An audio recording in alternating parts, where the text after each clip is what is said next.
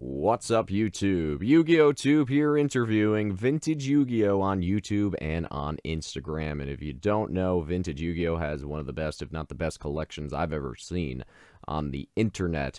And let's just take a look and see what I'm talking about. First Ultra I pulled, also. Left Leg, it's Forbidden One. And I have all of the hollows already in gem mint 10 condition, so these will all go graded, and I'll sell them off probably. The way he handles those first ed LOB cards and talks about them, my goodness, like peanuts. This guy is awesome. Let's get this interview started. In a world full of Yu-Gi-Oh cards, grading, selling, buying, one card game remains supreme. One man has the insights you need to know. Watch and subscribe now. YugiohTube. What's up, YouTube? YugiohTube here, joined by Vintage Yu-Gi-Oh! Vintage Yu-Gi-Oh! Also known as Lewis. And Vintage Yu-Gi-Oh! Has one of the greatest collections you'll probably ever see on YouTube.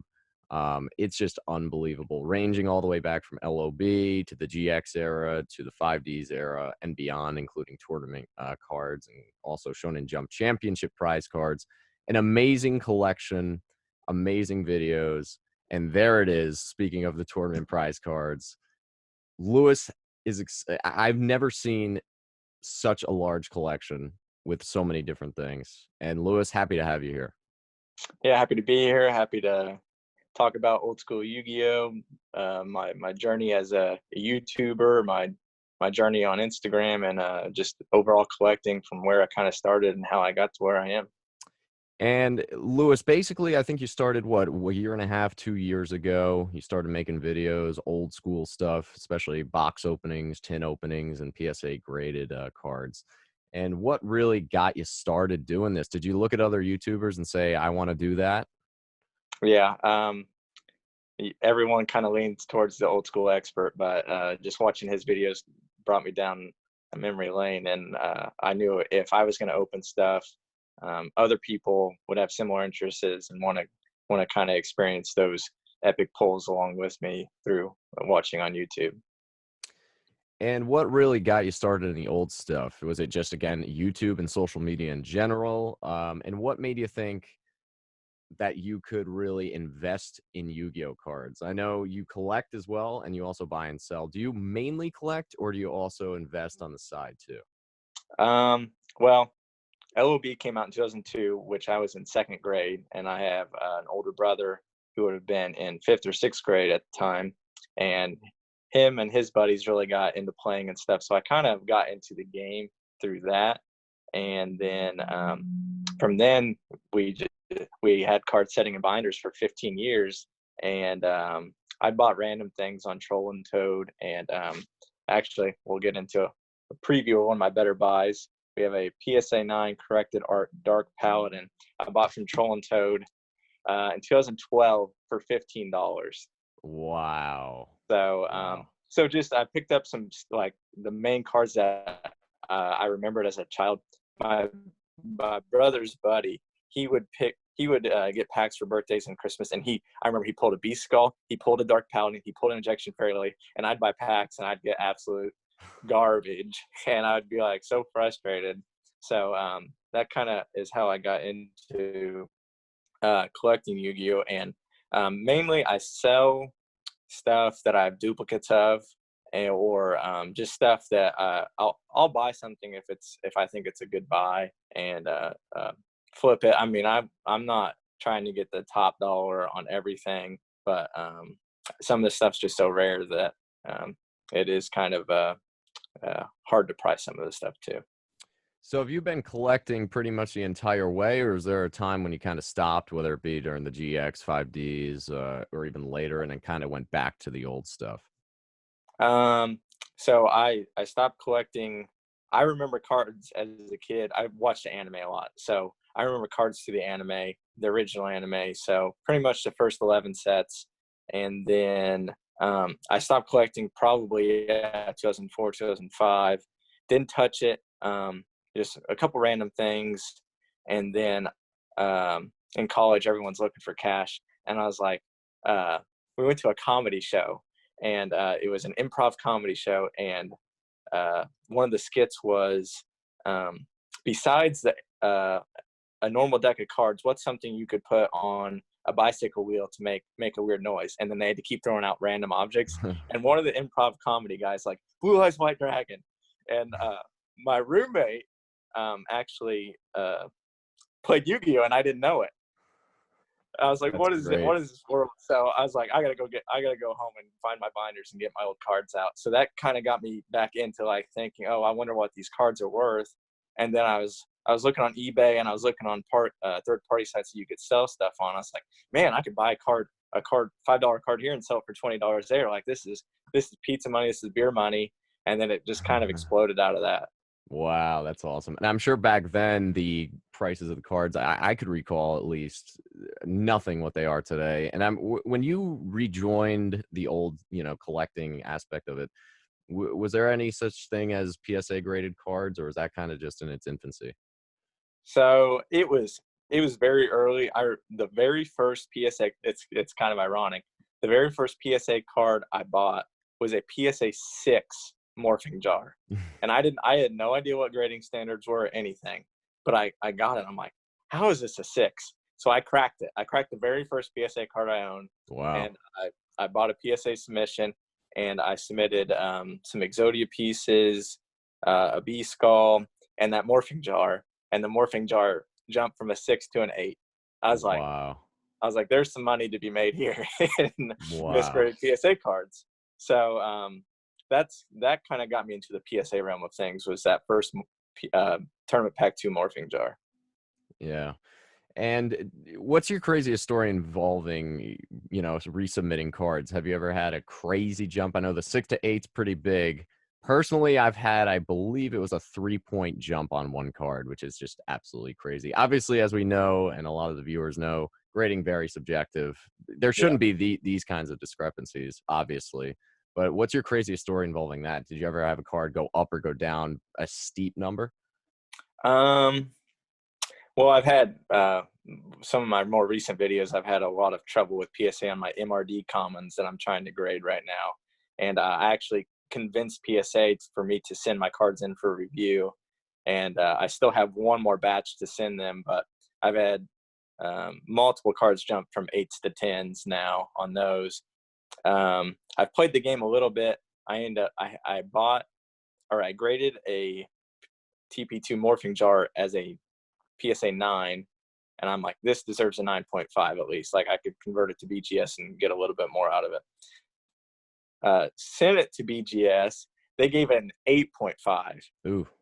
And then I cracked it, and I'm like, oh, I guess I'll just take the PSA 9. Sent it back to PSA, and it came back a PSA 10. Wow. So Right? That's all you need to know. Yep. Subjectivity. Yeah. Yep. So, Works in your favor, though. So that's good. well, if you're diligent enough or stupid enough to spend the money. And that's one of the craziest things I've ever seen. Vintage Yu-Gi-Oh on his YouTube channel actually had PSA manually review cards that he thought were, and very likely were misgraded, undergraded. And for the first time I've ever heard, and I've been doing this for a long time, whether it be sports cards, Yu-Gi-Oh, Pokemon, I've never seen something like that happen where PSA actually took all the cards back and said, we're going to review it for free, which is an outstanding achievement. So again, if you have not seen that video, go check it out, Vintage Yu-Gi-Oh on YouTube. And Vintage Yu-Gi-Oh also has an Instagram as well, showing off some really good stuff too. So what is your favorite card, would you say, or at least give me like a top 3, something like that, in terms of what you would say the cards you really would not want to get rid of if you had to? Okay. Well, throwing value out the window, just pure nostalgic factor. Somehow my little town of 600 people had a card shop when I was little, or when I was in 2nd grade, and the set that was out was Magic Ruler.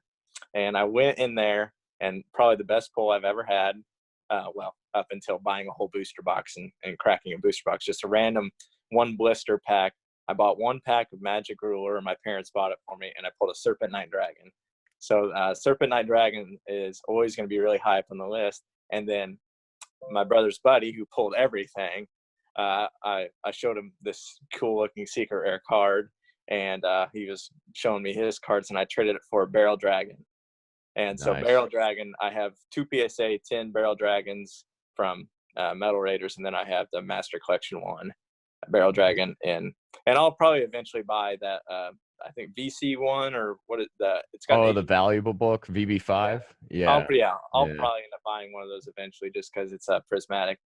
And then, so I don't know. I've always gravitated towards machine cards. So another favorite here, if I can get rid of the glare. Oh yeah, Machine King. It's a, I don't know, I kind of like it because no one knows about it. It's a very underappreciated card. It's European Mall Tour, and you just don't hear about it at all. And it's a really iconic card in the anime. So with Bandit Keith, so I kind of gravitate towards machine cards. And then up here, I don't know if you can see it. I can pull it down here. Even though this is probably one of my most expensive cards. Oh yeah. We have the Cyberstein. And that's a Shonen Jump Championship prize card for people unaware. And I've heard anywhere from around 500 copies of that, but it kind of got re-released a couple times, so it's not as scarce as some of the other prize cards. But I played, I really got into old school Yu-Gi-Oh! Also when I was gifted, probably a birthday, Eternal Duel of Soul, the Game Boy Advance game. And I would just wreck people by using you had 8,000 life points, and I'd just use Cyberstein, get my Blue Eyes Ultimate out there, and just wipe the floor. That was my favorite game, actually. Eternal Duel of Soul was my favorite game. I played Dark Duel Stories. I didn't know what was going on. I was a kid anyway, but like the game was so flawed. I had no idea what was happening. I played Forbidden Memories with my buddy, and you could like fuse any 2 cards together. It didn't make any sense. Nothing, like it just made the most random monsters. But good memories. So yeah, Eternal Duel of Soul, I think, was the game that actually taught me how to play. Like I didn't really know how to play until that game. So you actually had I'd never had Falsebound Kingdom or anything like that. Yeah. But yeah, so the Machine King. What's the history behind that card? I remember you posting it on Instagram. It's not like a prize card, is it? It's something in Europe. There was a tour that they would go to malls across Europe. It's almost kind of like a Retro Pack 1 type of thing, I think, where it was like European exclusive. And they supposedly went to malls across Europe, and they'd have tournaments, and then these would be like, I don't know if it was a participation card or if you had to place in a certain position or what to get them, but the only place I ever really see them for sale is people from Europe. I bought, I think, 15 from a guy from Germany. I know people in like Italy and United Kingdom have them for sale too. I mean, they're $3 or $4 cards, but I only see them for sale over there. So that kind of backs up that story. And I've heard there's only 500 copies, which I don't know if I necessarily believe that or not, but it is what it is. And that is the sound of people buying out the Machine King after this video.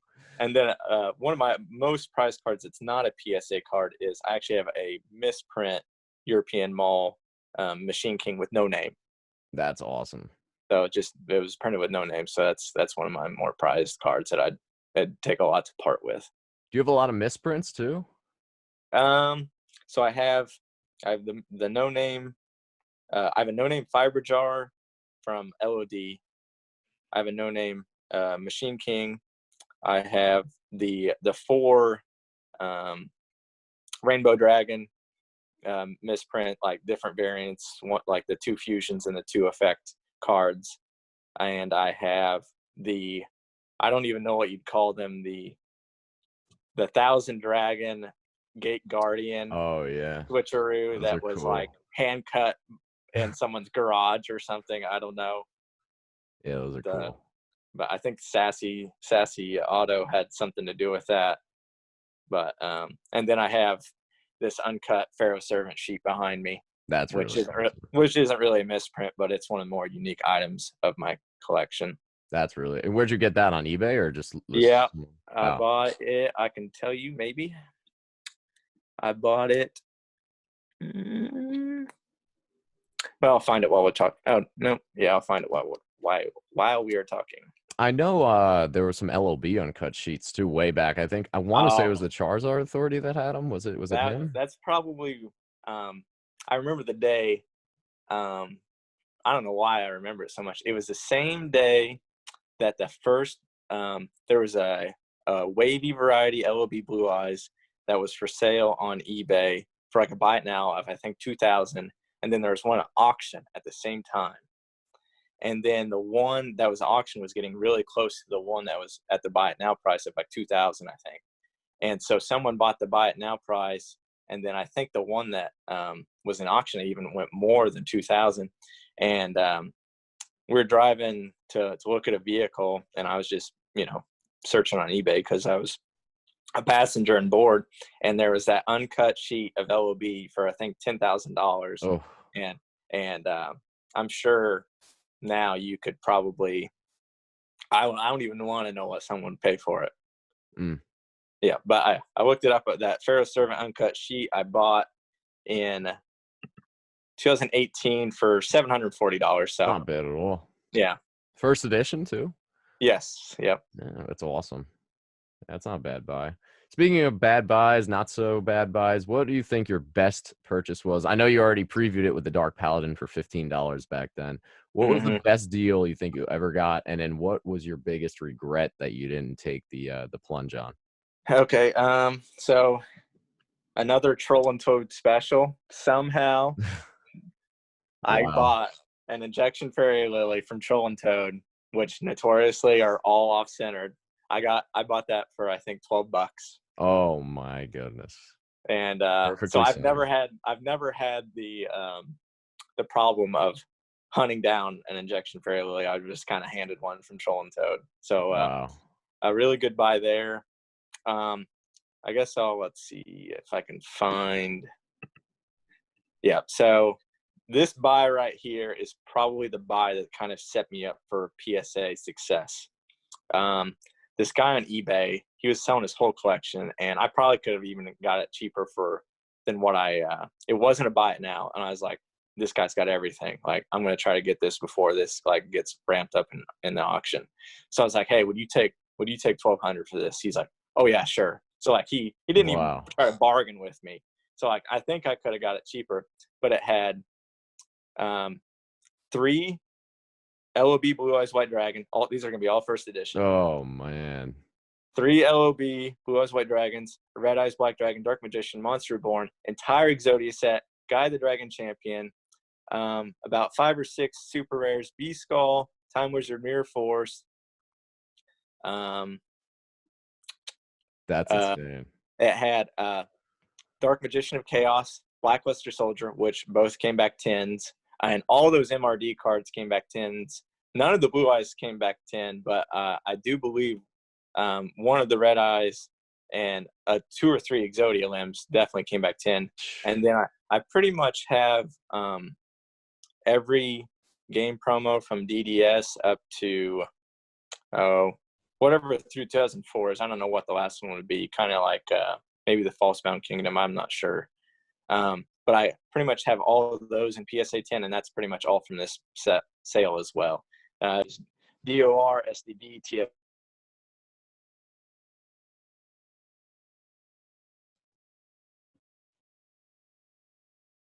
Got all that for $1,200.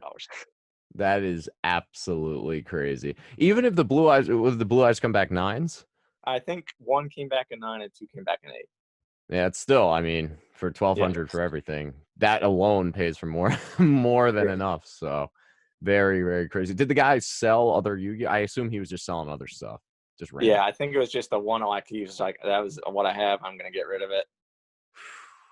Wow. And then I got a complete tournament pack 8 set for under $500 within the last 2 years, and it gemmed out. All the hollows got PSA 10s. I got a retro pack 2. It'd probably grade an 8, maybe an 8.5, maybe a 9 on an old day. Dragon Master Knight, I bought it for $5. The guy did it was like some thrift, like Goodwill thrift store or something. I don't know. Man. They didn't know what they had. It was online. It was on eBay, but yeah, I bought it's hard to gauge because some of the stuff's 3 or 4 years old, and like everything back then compared to now is like, I have a Blue Eyes here, LOB Blue Eyes that I bought for $300, and at the time I valued it at $800, which now you couldn't even attempt to buy a near mint one at $800. Yeah, it's been crazy. The rise in these cards have been absolutely unbelievable. And Mm-hmm. speaking of Blue Eyes, what did it feel like to open a box of LOB on your channel? I mean, that had to be a crazy experience. I've never had that experience. I don't have the cojones to open a freaking first edition box on the channel. Yeah, so I bought that box back in August of 2017, I think, for just over $1,000. And at the time, if you pulled a Blue Eyes, Red Eyes, or Dark Magician, and a couple supers, and one of those three, if you could get a PSA 10, you'd pretty much guarantee yourself breaking even. So that was my mindset. Like, I probably opened some, way back in 2002, but maybe not even first edition packs. I was like, this is gonna be my one chance. I'm gonna spend $1,000 and hope for the best. So I think I pulled a left leg, which is, I didn't know it at the time, but is the best Exodia limb to pull. It's the most scarce. And pulled a Dark Magician, Flame Swordsman, Regeki, Polymerization, and I think a Cursed Dragon.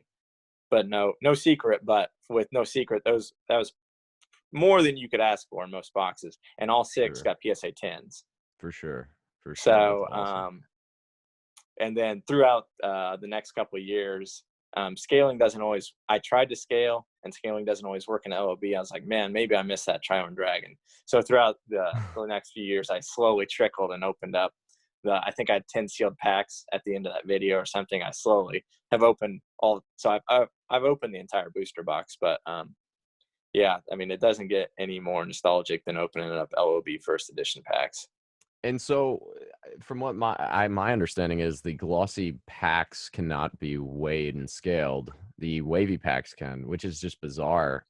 It makes me want to just. I think I've one or two glossy packs that just are sitting here, so it makes me tempted to just rip one open.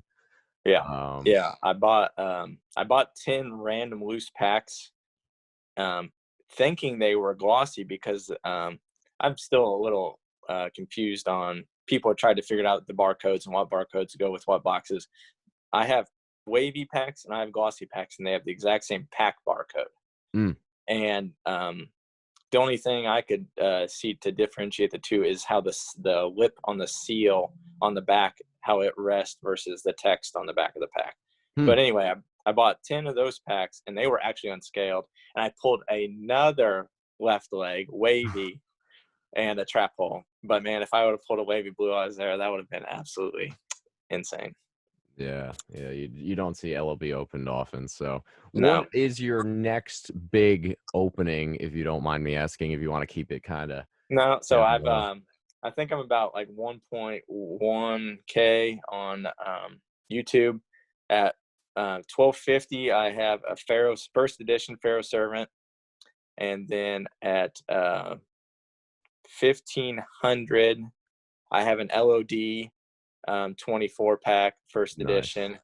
At 1750, I have a premium pack 2, and at 2000, I'm going to open up a first edition Labyrinth of Nightmare 24 pack. Subscribe to this guy. Yeah, we need to see this content. First of all, one of the most underrated channels I think I've ever seen on YouTube. I don't know how you only have 1,000 at this point. I don't post enough, I don't think, but I guess YouTube algorithm doesn't. I don't have deep enough pockets to open up what Ruxin opens up. Yeah, it's unbelievable. And your collection, I don't know if I've seen as good of a collection online as I have yours. Now, I've seen like old school experts, and I've seen other people's as well, but yours is just absolutely stacked. Like, it is absolutely crazy how much you got. And even the posters I could see in the back there, the posters, the MRD posters, pretty sweet. Do you have all the posters too? I have MRD, the Magic Ruler over here, and Pharaoh Servant. So I'm missing. I'd like to get an LOB one, and probably the starter deck one. I think there's a starter deck Kaiba and Yugi one. Yeah. But maybe a Labyrinth of Nightmare. But anything beyond, really, I've went back and forth on the 243 challenge where you collect all the hollows from LOB through AST. I think, I mean, realistically, my OCD will probably kick in and I'll maybe eventually complete it. But LOB through LON are really my main sets. If I get all, I'm missing Thousand Eyes Restrict from Pharaoh's Servant, but I have the first 3 sets completely done. And then LOB I've completely done in wavy and glossy. And then I'm missing the Fusion Wave Motion as my only secret. I think that's the name, right? The Fusion Wave Motion. Yeah. And from Magician's Force. And I think, according to the PSA registry, I think I might have 170 or 80 of the 243. So I'm not terribly too far off. And I've got all the most, I mean, I've got Dark Magician of Chaos, Blackluster, Corrected Art Paladin. And I mean, I've got the most expensive ones out of the later sets. Invasion of, I've got Chaos Emperor Dragon. So I mean, I've got the bigger hitters out of the later sets. Do you do GX and 5Ds? Do you collect that, or is it just kind of passive? So another reason I kind of got into flipping Yu-Gi-Oh! Whenever I think Absolute Powerforce came out in 2009, and I was just buying some random cards that I kind of remember back from 2002, 2003, and Absolute Powerforce was a set that came out, and or just come out when I was buying these cards. And I was like, okay, I'll buy 3 booster packs, you know, just for old time's sake, rip something open, see if I can pull something. Well, lo and behold, Troll and Toad sent me 3 booster boxes. Whoa. Troll and Toad has been your BFF the last few years. So awesome. I was like, I don't think I bought this, but I'm gonna open it like I did. I guess someone was getting fired the next day anyway, and they were just like, I may as well hook somebody up. Is that? Yeah. That's what. So I've always had a soft spot for Absolute Powerforce. So I think I blow out cards on eBay. They had a bunch of Absolute Powerforce booster boxes a couple years ago for like $50. Wow. I think I bought about a case worth. And the very first box I opened, I pulled the Ghost Rare Majestic. Wow. What is it? Majestic Red Dragon or Red Dragon? No, yeah. Red Dragon. Yeah. And it came back at 9. It was off centered, so that's the best it's gonna do. But I think I might have all the ultimates in PSA 10 or 9. So that's that. And then I think they're kind of valued properly now. But Ancient Fairy, Black Rose, Stardust, and Majestic Star, you could only, to my knowledge, you can only pull those first edition in the 10s. So I think those Ghost Rares are just they're going to be something that people are after if Yu-Gi-Oh stays relevant. And so I have Stardust, and I have Majestic Star in PSA 10, and then I have gradable copies here. I don't know if you're going to be able to see it or not. Of Ancient Fairy and Black Rose. Sweet.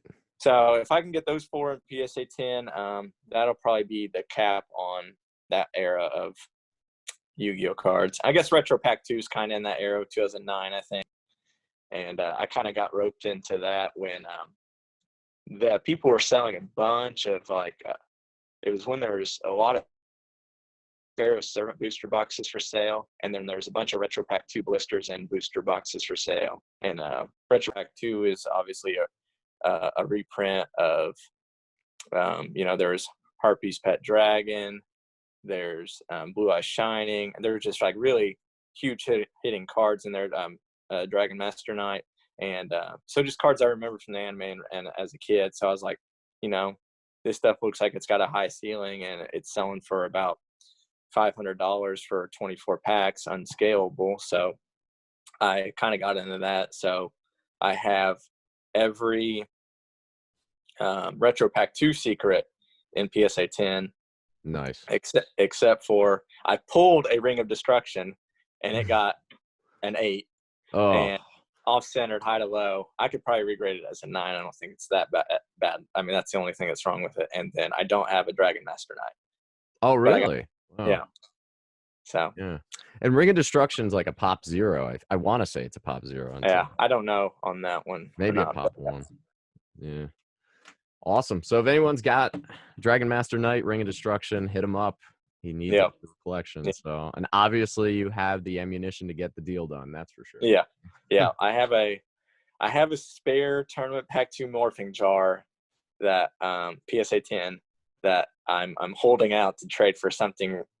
I Crush Card Virus in 9 or 10 is the next big goal, but I don't know. I don't see it happening. It just seems like such a scarce card, and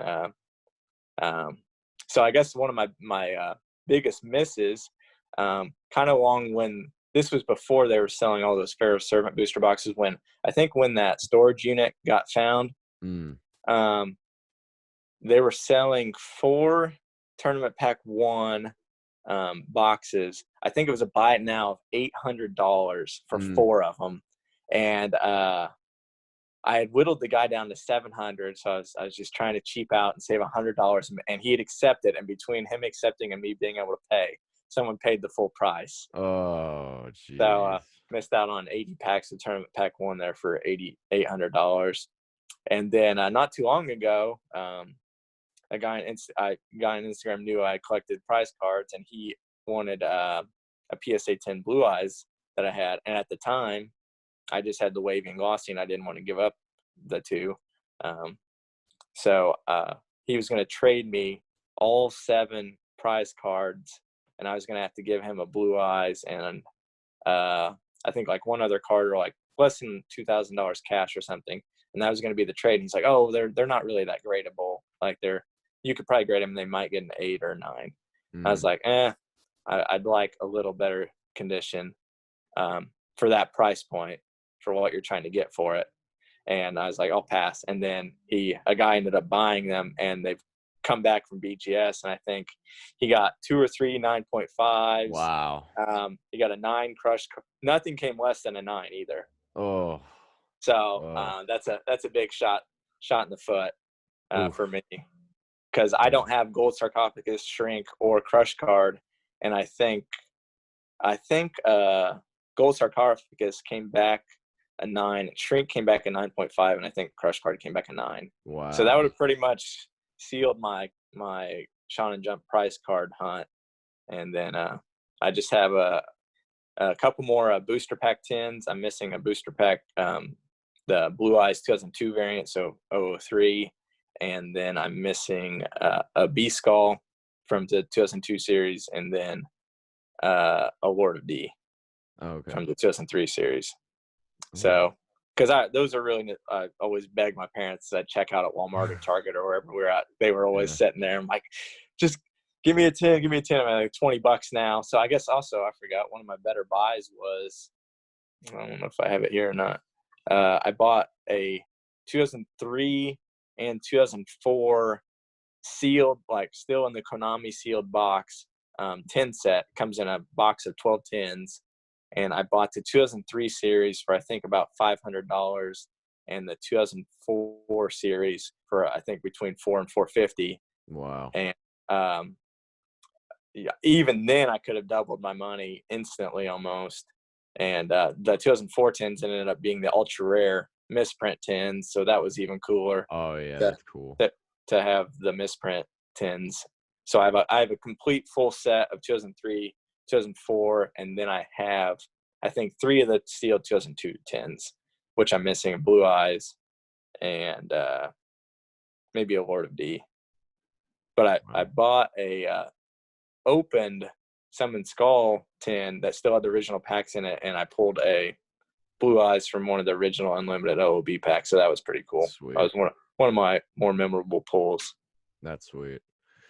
And again, Vintage Yu-Gi-Oh! Lewis on YouTube and Instagram. Who do you watch currently on YouTube, and who did you watch to kind of get that spark? I know you said you kind of naturally did it, but who have you been watching on YouTube? Any Yu-Gi-Oh! People? Obviously, watch YugiohTube. Watch the Old School Expert. Ruxin's been coming on strong here recently. Goat right there. Ruxin's awesome. He's kind of taking the ball and ran with it. I'll watch Jobber every once in a while, depending on the video. and simply unlucky depending on the video. If it's old school related, I'll watch it pretty much. I don't really gravitate towards certain people. It's more of what the content is. And then I forget the guy's name. He's only posted a couple videos, but he posted a video of him opening tournament pack 2, and he pulled the Genzo jar. And that video, Oh, that's awesome.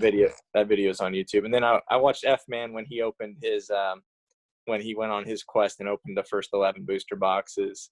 Yeah. And then casual Yugi stuff. He's, I think, in England.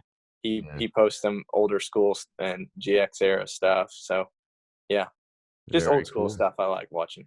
Very cool. And again, Vintage Yu-Gi-Oh! Lewis, thank you so much for coming in and talking. And obviously, as you can see, background is epic. There's so much good stuff, whether it be posters, PSA graded cards, uncut sheets, packs, singles. If you have anything he's looking for, go message him. Obviously, again, he's looking for those retro pack secrets.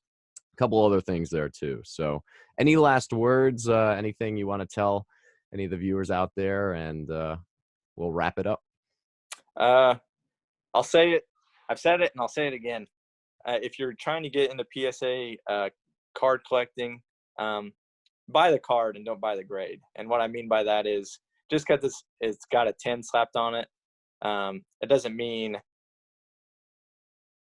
that it should be a 10. You know, don't just take the grade and the value for granted. There are definitely discrepancies. We're humans. The people that are grading it are humans. So if you like a card that's an 8 better than a 10, buy the 8. I mean, buy what you collect. And I've kind of branched out a little beyond what I initially wanted to collect, but I've kind of stayed true to what I like: LOB, MRD, MRL, tournament pack cards. And so just stay true to what you collect, and don't get wrapped up in what, oh, this card's went up 200%, I need to buy one. Just kind of stay true to what you collect, and the rest will kind of fall into place. Well said, well said. And again, go check out Vintage Yu-Gi-Oh! On YouTube. Again, every 250 subscribers past 1,000 is going to be opening an old school box, and not a cheap one, obviously, a real nice high-end box where you could get some really good stuff out of it. So again, probably the most underrated YouTuber on YouTube in terms of Yu-Gi-Oh! Content. Go check him out. Vintage Yu-Gi-Oh! Lewis on YouTube and on Instagram. Thanks, Lewis. I appreciate you coming in. Yeah, no problem. Happy All to be right. here. Thanks.